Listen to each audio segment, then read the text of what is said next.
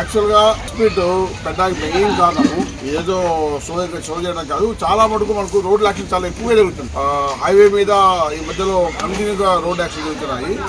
ఈరోజు ఇంతకుముందు national authority వాళ్ళ దగ్గర నుంచి ఉన్న ఆ మెయింటెనెన్స్ అంటే ఒక ఏజెన్సీ ఉంటుంది.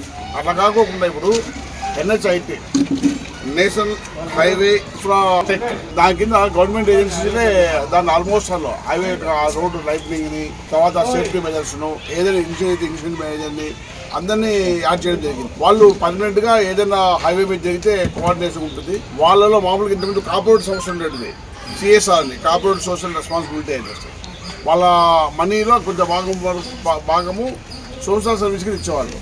అట్లాగే NHIT నేషనల్ హైవే ఇన్ఫ్రాటెక్ వాళ్ళు ఈ మెయింటైన్ చేసుకుంటున్న వాళ్ళు ఈ రోడ్డుతో అనుసంధానమైన కానిస్టేబుల్స్కు వాళ్లకు ఏదైతే అవసరం ఉంటుందో రోడ్డు వీటికి, అంటే ముఖ్యంగా నైట్ టైం రేడియం దెక్కిన లైట్నింగ్ స్టిక్స్, అలాగే drunk and drive test breath analysers, అలాగే 3 బ్రీత్ అనలైజర్స్ మాకు ఇవ్వడం జరిగింది. ఈరోజు ఈ లైట్నింగ్ స్టిక్స్ ఇవ్వడం జరిగింది. అట్లాగే రేడియం జాకెట్స్ కూడా ఇవ్వడం జరిగింది.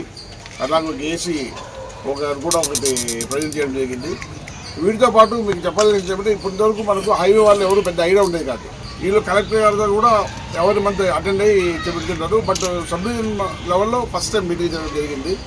ఈ హైవేకి సంబంధించి రోడ్డు నిర్వహణ భాగంగా వాళ్ళు వస్తూ వీటిని కూడా మన పోలీస్ సిబ్బంది కూడా తీసుకువచ్చారు.